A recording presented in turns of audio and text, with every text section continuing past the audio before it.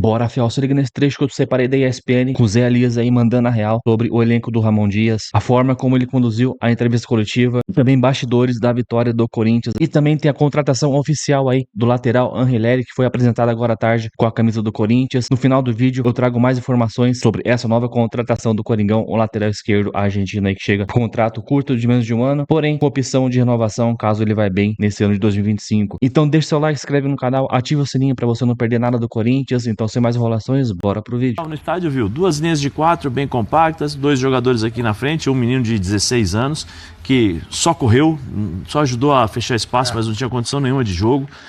Só fechando os espaços, largando o lado oposto livre, fazendo as coberturas de laterais, os zagueiros fazendo já a cobertura, o meio-campista fechando também. E o time do Corinthians não conseguia jogar. O time do Corinthians hoje tem 3 jogadores que, quando marcados, o Corinthians tem dificuldade. Esse foi o melhor jogador do Corinthians em campo, o Carrillo. Sim. Ele conseguia fazer meio campo, defesa, ataque, ele conseguiu jogar muito bem. Mas ontem, é muito claro, o Memphis, ele joga num espaço de 30 metros, que é aquele cantinho do lado esquerdo ali, 30 metrinhos ali, ele vai até uma certa área, depois ele volta no meio campo. Aí você tem o Yuri Alberto que faz a movimentação, que aí mexe bastante com o time adversário. E o pessoal, todo mundo procura o Garro, para o Garro tentar fazer algumas jogadas. O Garro ontem teve a mesma dificuldade que teve quando enfrentou o Racing. O Racing diminuiu os espaços, ele não conseguia jogar entre as linhas, então ele ia lá para trás para jogar. E aí ele ficava distante do gol, e o Garro, para mim, é muito importante quando ele cria jogadas próximas ao gol, porque ele tem a capacidade técnica de fazer assistências e também de finalizar diretamente ao gol. E ele estava bem longe, bem distante. E a defesa, olha lá, a defesa com sérios problemas. Eu já falei o ano passado e volto a falar que o André Ramalho, para mim, como uma zaga 3 e ele sendo líbero, ele é ótimo, porque ele tem uma ótima leitura, ele consegue encontrar o posicionamento. Quando ele precisa ser o zagueiro para sair para o combate, para ser... bote, ele fica tão ele exposto. tem muitas dificuldades, E o Corinthians, com esse sistema de jogo num 4-3-1-2, ele não aguenta, ele não vai aguentar, porque o jogador, o meio-campista que joga do lado direito e do lado esquerdo, que eles são responsáveis por saírem pelos lados, para fazer a marcação pelos lados. Só que eles têm que marcar, eles têm que roubar a bola, eles têm que jogar, tem que chegar ao ataque. Você não vai conseguir fazer isso durante 90 minutos. Você vai fazer isso durante 15, durante 20. Depois o time adversário consegue criar oportunidades. Nós estamos vendo aí. O Hugo, para mim, é aquela história, O cara importante foi o Yuri Alberto, que fez os gols necessários para a vitória. Mas o que se destacou foi o Hugo. Ontem o Hugo de novo conseguiu dar, acho que ele fez no mínimo 3 grandes defesas, 3 grandes defesas que impossibilitaram a Universidade de poder passar o jogo. E no segundo tempo o time do Corinthians cai. Fisicamente ele cai muito. Essa saída de gol tem muito a ver com a insegurança que a zaga passa na bola aérea pro goleiro. Então ele sai em bolas, na dúvida ele vai em bolas que ele não iria se tivesse mais confiança na zaga. E uma coisa que eu notei ontem, a gente tá até conversando depois, eu conversei com o Fábio Santos, um time nervoso, um time com paura, às vezes de jogar. Claro. Eu tava comentando, falei acho que com você lá agora no camarim.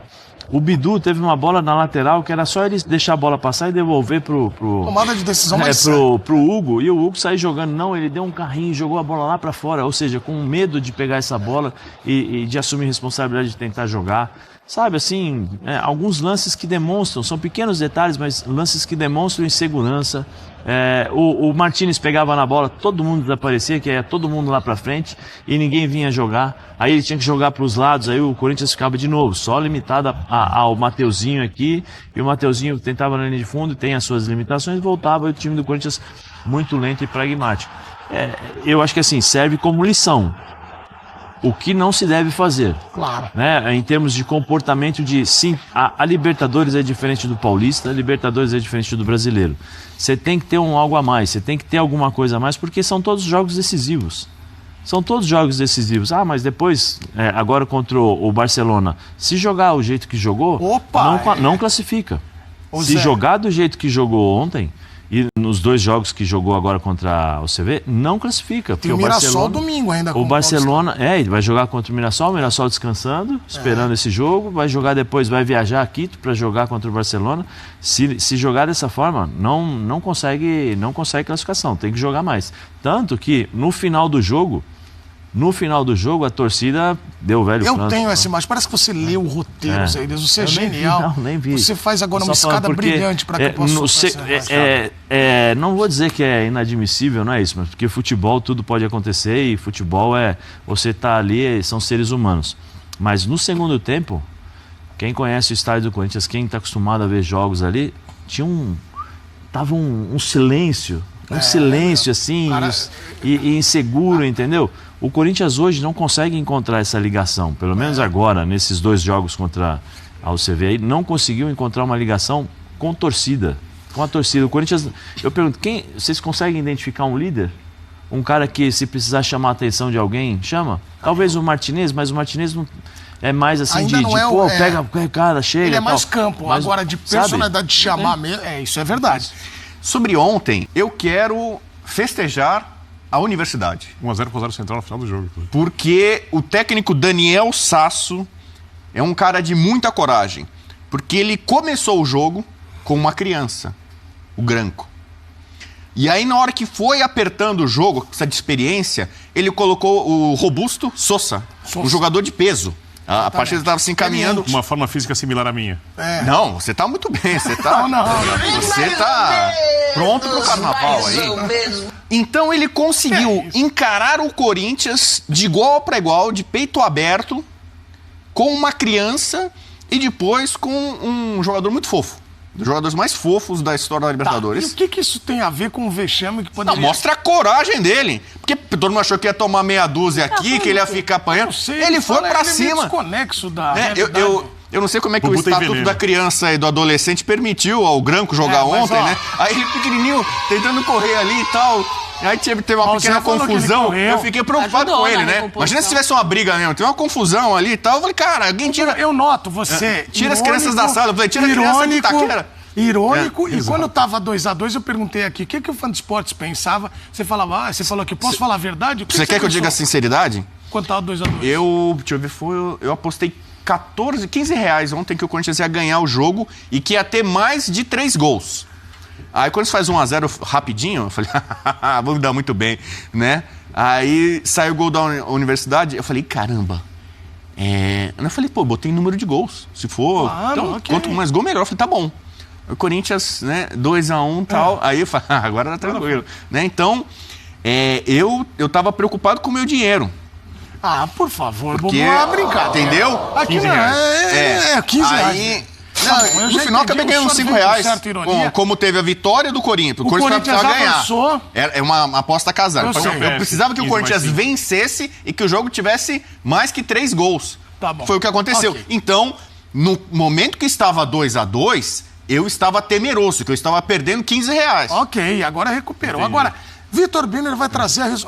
O Zé levantou, fez uma análise, a Nath também, mas você, Birner, vai trazer a solução. O que tem que mexer no Corinthians para não tropeçar com o Mirassol e Barcelona, que o Brasil vai ficar louco aqui? Eu, ao contrário da maioria, eu discordo do Zé ontem nesse ponto só, da Nath hoje, que eu ouvi a opinião, eu acho que ontem não passa nada pelo Ramon.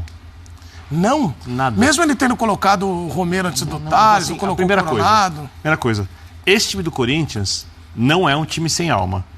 Ele foi nos 2 jogos da Libertadores, isso pra mim é uma coisa muito estranha, né? Por isso que eu falei. O tamanho do jogo, porque não é. Esse é um time que tem pegada, é um time que busca resultados, é um time que tem intensidade, e isso é a cara do Ramon. Eu não acho o Ramon o técnico dos sonhos de nenhuma equipe, eu acho o Ramon um técnico que joga de uma maneira um pouco antiquada. Essa história do 4-3-1-2 para mim é uma coisa um pouco antiga. Isso deixa espaço pelos lados, então o Corinthians tem um sistema de marcação vulnerável e já estava assim ano passado. Mas de todos os jeitos que o Corinthians jogou até agora, esse foi o que funcionou melhor. E vale lembrar, o Corinthians tem uma arrancada no Campeonato Brasileiro, jogando assim, na maior parte do tempo, e até agora perdeu um jogo. Num jogo que ele fez um tempo pior que o do adversário, jogando um clássico no Morumbi. Ele foi um tempo pior que o São Paulo. Um tempo equilibrado e um tempo pior que o São Paulo. Ou seja, mesmo com a instabilidade defensiva, e aí tem muito a ver com o modelo de jogo, o Corinthians não costuma ser essa equipe que a gente viu na Libertadores. Eu não posso pegar esses 2 jogos da Libertadores e carimbar, ó, esse é o Corinthians. Foi uma exceção. A minha questão é por quê? E acho que é isso que o Ramon precisa lidar, porque não é possível que num jogo contra o pior time que o Corinthians enfrentou, talvez na Libertadores em toda a história, o Corinthians tenha tanta dificuldade assim, se sinta tão pressionado assim, contra uma equipe que, só para relatar diferenças, o Corinthians vai lá, hoje pode fazer uma recuperação física, se quiser legal, tem o equipamento, tem os profissionais, o Universo da Central não tem dinheiro para isso. Então, fisicamente, não são equipes comparáveis. A preparação não é comparável, a recuperação não é comparável, a qualidade dos jogadores não se compara ao do Corinthians, o estádio não se compara, o orçamento não se compara.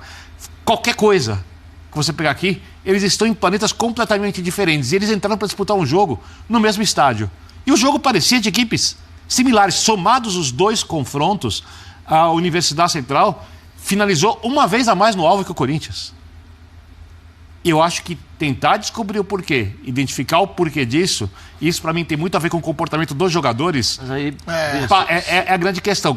Há problemas táticos, é preciso criar alternativas, porque vai chegar, como você disse, atenção, eu concordo contigo ontem, os treinadores já entenderam como o Corinthians joga, mas eles vão começar a achar cada vez mais soluções para combater isso. Então o Ramon vai precisar de alternativas. Com certeza. Vai precisar, às vezes, jogar. Porque, por exemplo, se você pede para um quarto jogador recuar no meio-campo para fazer uma linha de 4 e aí matar esse espaço pelos lados, o Garro é o cara que tem que voltar para fazer isso, para o Memphis e o Yuri ficarem adiantados. Aí, nesse caso, você tem que abrir o Bidon mais para a esquerda, se for com o Bidon, óbvio, para fazer a parede lateral. Você pega o Carrilho e joga mais aberto pela direita, e isso ele faz com muita facilidade para fazer parede lateral. E você tem um time mais bem posicionado com esses mesmos jogadores. Só que o time parece que não está pronto para fazer isso. Então o Ramon tem coisas para fazer, mas eu acho que a principal questão é por que um time que foi tão competitivo em vários jogos do Brasileiro, que não perdeu quase de ninguém, só perdeu um jogo até agora esse ano, que consegue buscar resultados, que mesmo jogando pior que o Palmeiras no Clássico, consegue lutar e ser muito competitivo, não teve alma na Libertadores. Por quê? Isso é uma coisa que os jogadores têm que resolver entre si. Isso não passa só pelo técnico. Ainda mais uma competição como a Libertadores, que ela é pulsante, né, Zé? Ainda mais no mas pela característica. O jogo de ida, eu achei que os jogadores acreditaram que iam ganhar com muita facilidade. E eles deveriam ganhar. Nós sabemos que o resultado normal seriam 2 goleadas. A diretoria do Corinthians sabe. A torcida do Corinthians sabe, tanto é que estava insatisfeita com a atuação. Os jogadores sabem, mas eles não podem acreditar nisso como se fosse uma coisa que vem da inércia. O Corinthians no primeiro jogo foi 0 competitividade. E no segundo jogo, quando parou de competir, começou a ficar nervoso, as coisas não aconteciam, parava de pensar, parava de cumprir as coisas que faz sempre. E aí o time desmoronou. Sim. Mas aí eu acho um pouco que tem, embora você tenha falado sobre o Ramon, né, que o Ramon não tem culpa. Nesses 2 jogos, tá? São os jogadores e tal, mas, por exemplo, eu acho que ontem ele mexeu errado na equipe. A mudança que ele fez ontem foi a mesma mudança que ele fez no ano passado. Porque o que ele faz? Ele tem um meio-campo que joga num 4 com 3 aqui na frente, o Garro ali, e 2 atacantes. Aí ele tira o Bidon, transforma o meio-campo num 4-2-3-1, porque ele coloca ou o Thales Magno ou o Romero. São as mesmas substituições sempre. Né? E assim, você precisa, de certa forma, mudar e dar uma característica diferente. Por exemplo, o Memphis começou no segundo tempo a chutar um pouquinho melhor e encontrar espaço, porque ele não ficava mais aberto pela esquerda, ele vinha por dentro. Né? Então ele passava na frente do Yuri, ele aproveitava, chegava próximo ali ao Mateuzinho pelo lado direito e tal. Então, assim, você tem que dar outras funções dentro dos 90 minutos para você mudar os jogadores. Nós estamos vendo isso com alguns treinadores, por exemplo. O Felipe Luiz. Eu pego o Felipe Luiz porque você vê o tempo de treinamento, tempo que ele se tornou treinador, para o tempo de treinamento que tem o Ramon e o Emiliano. Então você tem, mas o Corinthians não tem peças. Não, você tem peças para você fazer determinadas situações. De jogo você pode fazer. Agora, o que você não pode fazer é sempre a mesma coisa. Se o teu time está com dificuldade para jogar, eu tiro um meio campo, ponho um atacante e você faz sempre um 4-3-2-1, um 4-2-3-1, entendeu? O que fica muito previsível. Eu concordo contigo sobre essa parte de tática, previsibilidade. Eu só acho que especificamente nesses dois jogos, com qualquer uma dessas ideias, o Corinthians deveria ganhar com facilidade. Mas você sabe, não ganhou por causa dos jogadores. Mas você sabe que ontem, né, no pré-jogo, eu estava lá com a Glaucia, a gente estava fazendo o pré-jogo, E eu falei assim, a Glaucia me perguntou sobre a eliminação do Boca, se a eliminação do Boca influenciaria alguma atitude do Corinthians. E eu falei, eu acho que sim.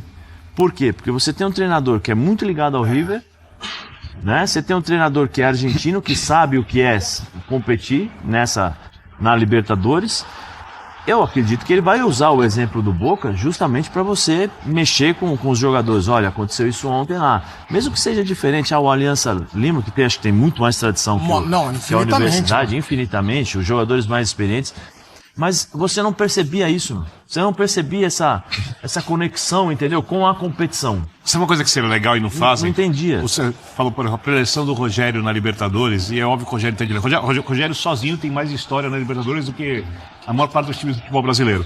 Principalmente os times médios e pequenos, né? Jogou finais, semifinais, título, fez gols, etc. Já é a história da Libertadores. Ele entende muito o que é isso. Agora, eu adoraria ver, por exemplo, como é que foi a preleção do Ramon. Mas você acha Porque a gente não vai ter acesso a isso. Nós estamos falando do... Você vai ter acesso aos meus números agora, brilhantes. Mas eu trabalho com números. Olha lá, Mas já eu quero os números. Aguardo. Mas assim, pela tradição, pela ligação, pela história do River, pela história dele como jogador de futebol, eu esperava mais, porque o Emiliano, antes do jogo, um dia antes, não, porque não é aceitável, todo mundo sabe, vamos transformar num inferno. Eu, sinceramente, eu esperava assim, tipo Rambo, sabe? Não só uma faixinha do Memphis. Porta, loucura. Assim, todo mundo pressionando, roubando. Começou o jogo, eu falei, 2 minutos. Vamos ver quanto tempo vai durar isso. 5 minutos de gol. Eu tava andando antes do jogo. Os caras, qual é que vai ser o jogo? Não sei o quê. Todo mundo da rua, né? Eu falei assim, cara, a coisa vai fazer uns 3, 4, 5 gols assim. A minha dúvida é, ele deveria aprofundar, explicitar o que realmente aconteceu. Mas ele tem que admitir que não tá legal, né? Falar pra você, essa técnica eu já bastante. Os caras tão malucos. Você entendeu?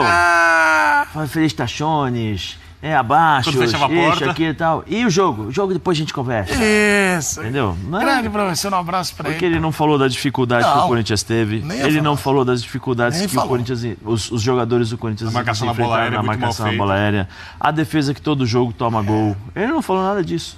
Não falou nada disso. Ô, Bubu, traga seus números, e o Emiliano fala, né, mas o Ramon não. Traga seus números. Você sabe onde ele vai voltar, né? E na sequência Você sabe nós onde vamos ele vai ouvir pingar. Memphis Depay. Em holandês, inglês, em Não que? sei, mas tem muita coisa pra Holandês, explicar, Bubu, né? eu quero em holandês. Mas Corinthians Boet Balbond. Não, eu quero que você fale aí. Blood, Han, Surbier, Sbergen, Kroll, Jansen, Van Hanegem e Neskins. Você tá escalando. Tá escalando. Eu tô falando holandês. Eu tô falando o quê? Que Italiano? número que você quer falar? Vai. Cruyff, quer dizer, Vamos ver.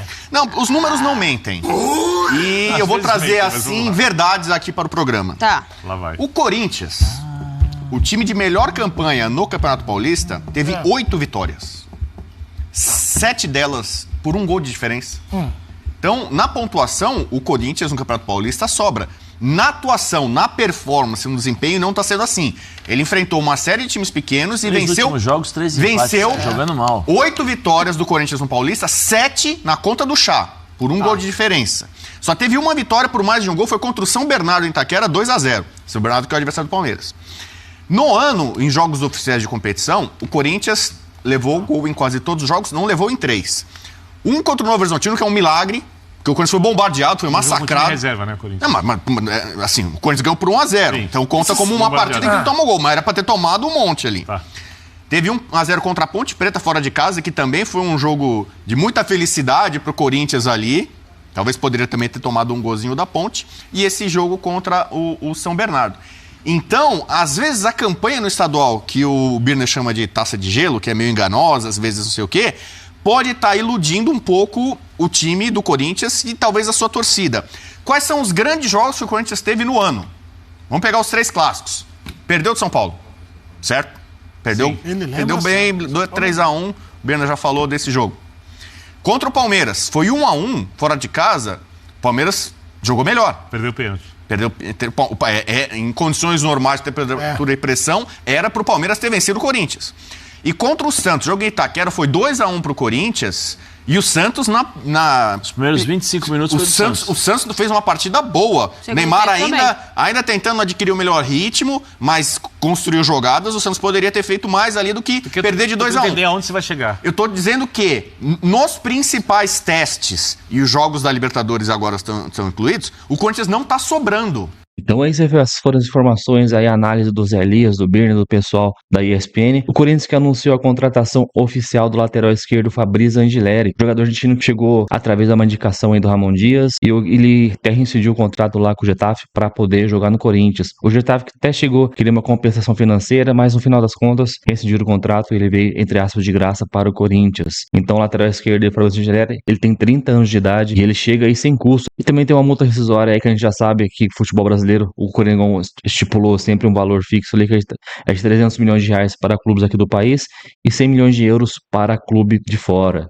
E o Angileri já falou, ele falou que quando surgiu a oportunidade do Corinthians, não pensou duas vezes. Ele falou também que outros clubes procuraram ele, mas o Corinthians é um clube gigante da América do Sul e ele não pensou duas vezes em aceitar a proposta. E que foi revelado pela base do Godoy Cruz, o Angileri atuou por 3 temporadas no River Plate antes de se transferir para o Getafe em 2021. O lateral teve sua melhor fase no clube de Buenos Aires, onde foi por 2 vezes seguidas o melhor lateral da Libertadores. E ele foi uma indicação, como eu falei, direta do Ramon Dias e do Emiliano, que já conhecia o futebol do argentino. Reforço chega para brigar com posição com Hugo, Matheus Bidu e Palácios. Como agora o elenco passa a ter 4 nomes ali para a lateral esquerda, a possibilidade é que alguém saia ou seja emprestado ainda nessa janela de transferência. Consequentemente também para aliviar a folha salarial. E a tendência é de que Angileri seja a única contratação do Corinthians nessa janela, até porque ela se encerra amanhã, dia 28. Até porque também o Corinthians não tem muito dinheiro para trazer jogador pagando diretamente para o clube. Então, mais contratações talvez só no meio do ano. E o Timão também que comemora o fato de ter mantido o elenco do ano passado, né? Lembrando que o novo lateral do Corinthians não entra em campo desde o dia 12 de maio de 2024, em quase um ano aí parado,